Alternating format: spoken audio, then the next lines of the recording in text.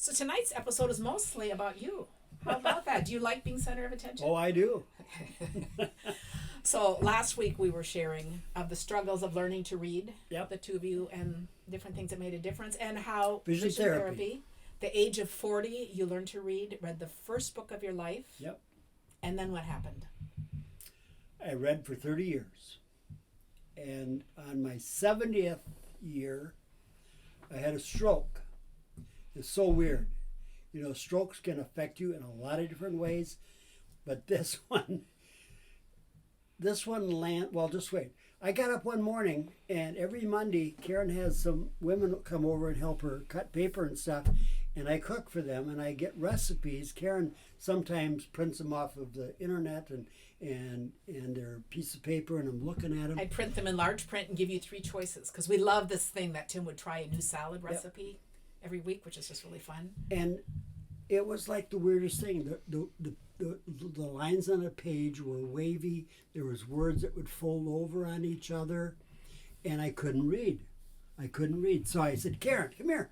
I says, there's something wrong with this recipe. I can't read it. And she pretended that it looked kind of funny to her too. Trying to be hopeful. Well, you know.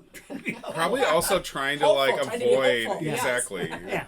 I was trying to be And hopeful, not it's like, helpful. well, so she really had to kind of walk me through it. And so I took a nap. And anyway, no, never mind. I think maybe this happened after I took a nap.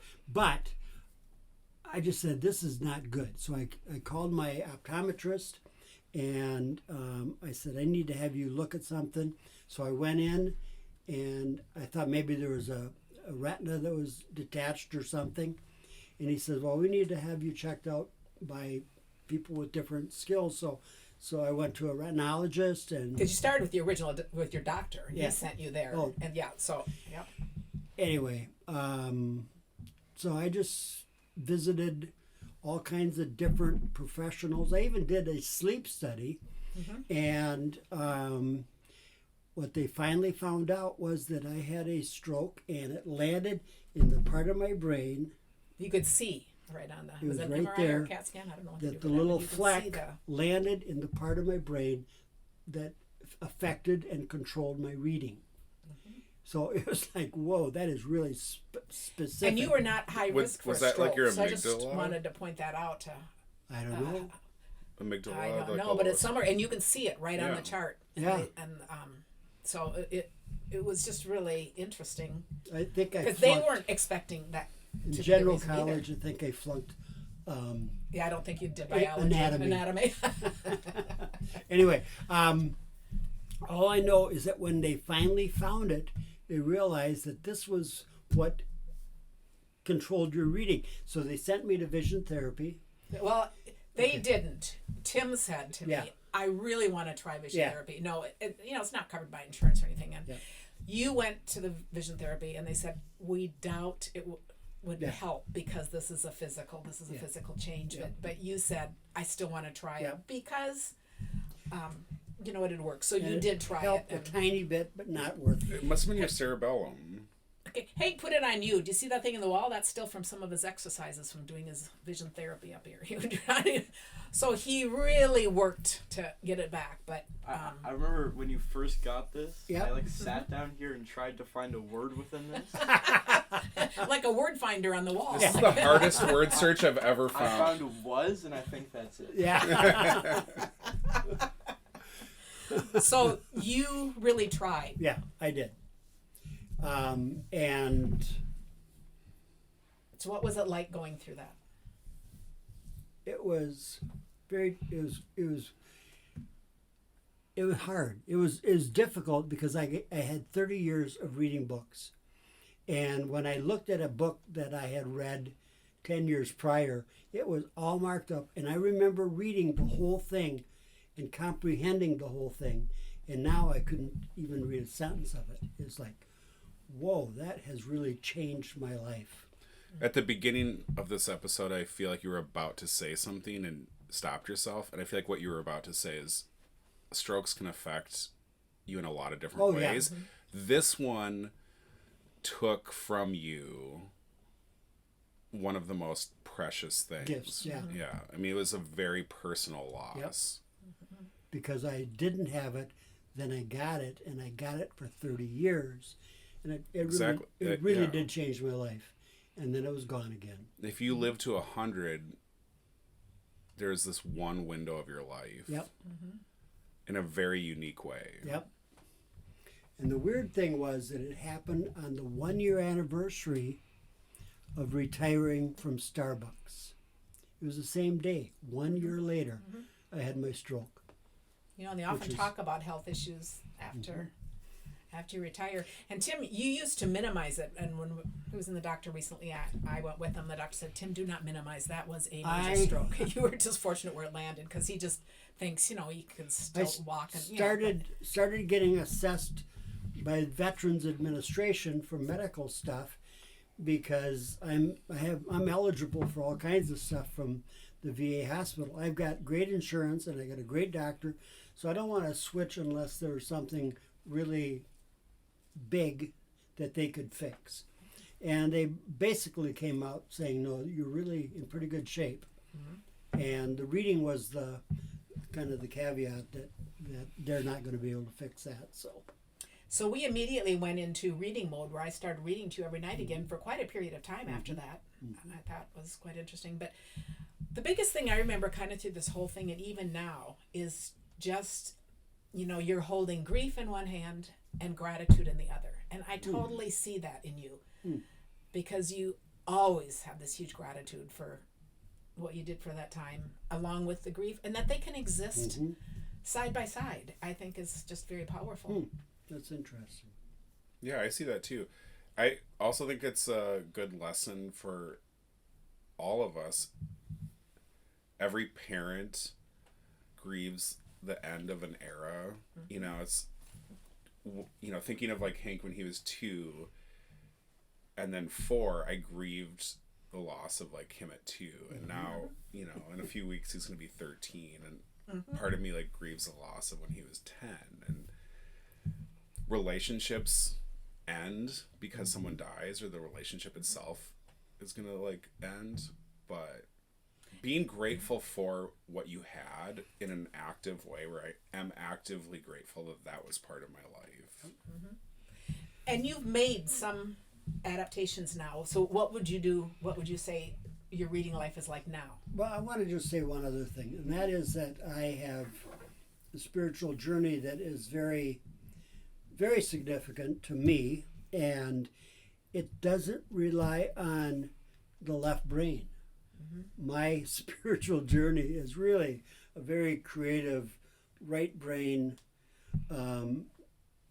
not normal kind of thinking, and it's actually kind of the perfect way to look at things when it comes to not being able to sit down and read a book from cover to cover.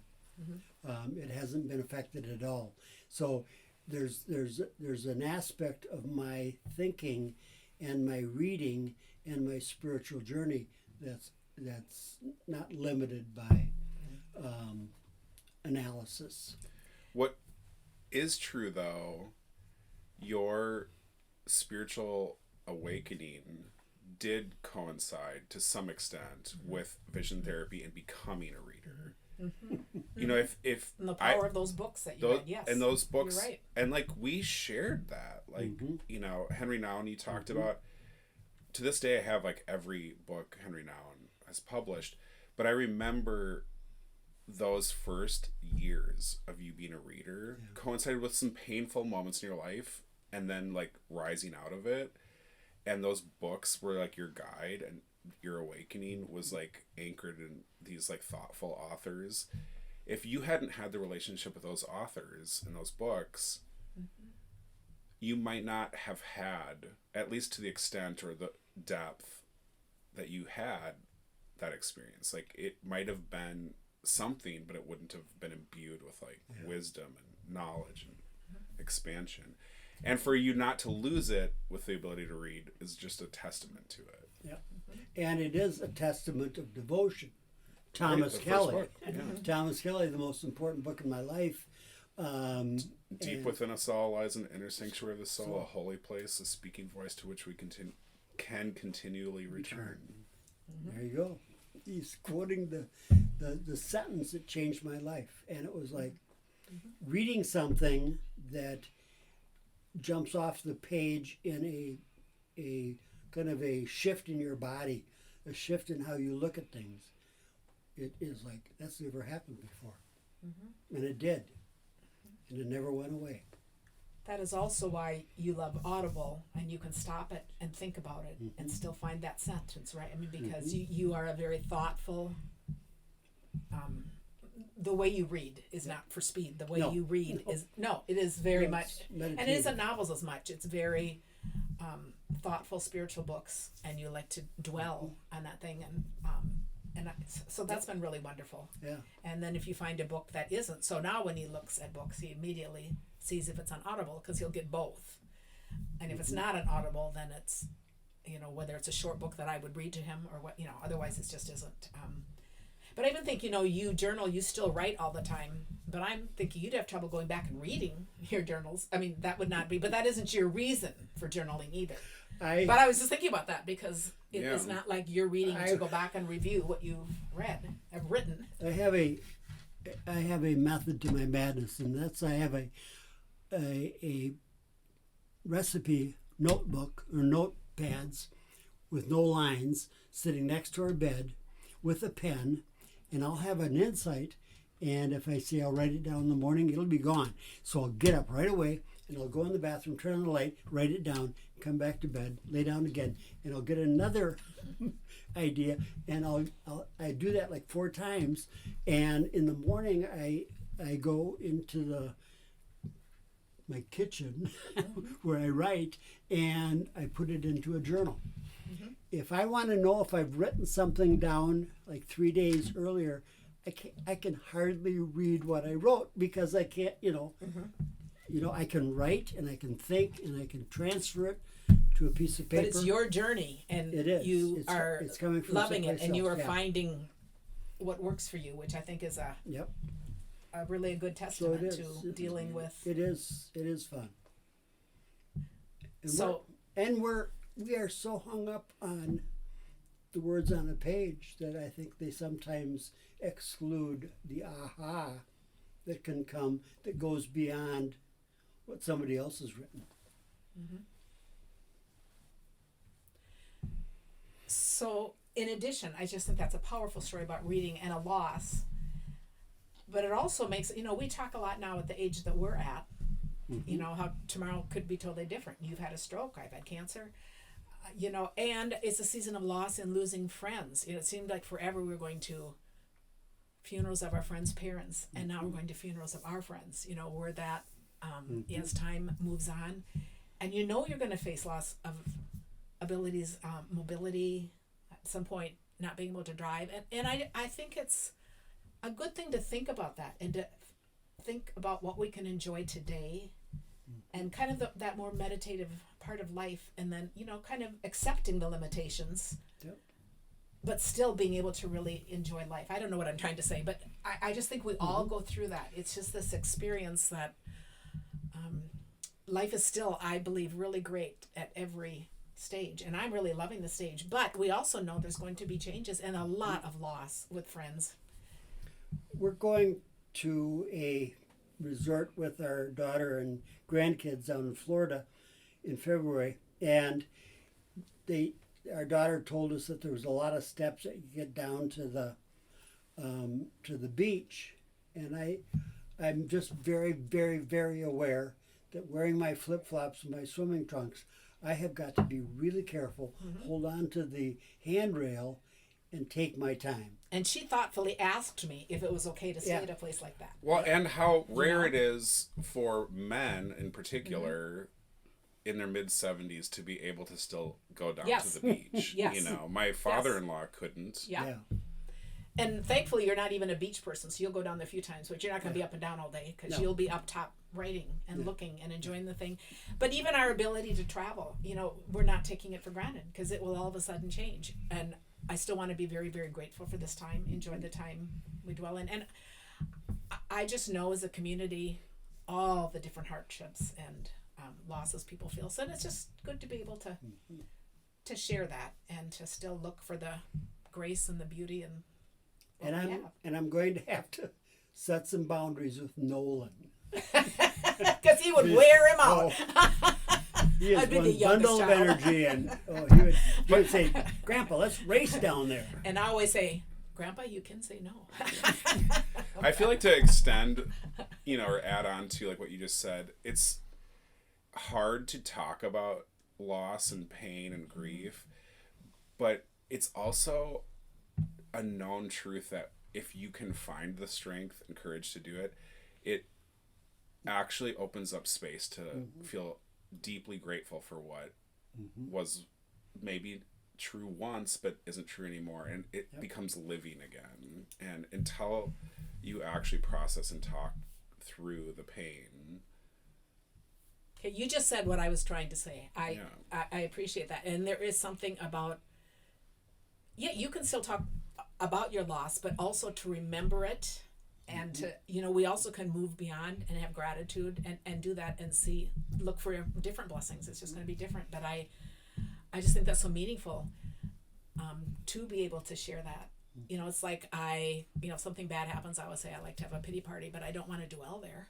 It's not about dwelling there. It isn't dwelling there. But I feel like but naming the idea, remembering it. I feel like the idea, and there is truth in like some people do dwell, but I don't want to dwell there. I don't want to have a pity party. Almost is the excuse not to like feel what you're really feeling, and to actually confront what you're really feeling and process it. And to process it means to face it, and until you do, there isn't room for anything else. Like, and it doesn't matter how old you are or what you have lost. Like, we all know what it feels like to be in pain and to feel grief, and facing that leaves room for remembering with like an open heart and experiencing new things.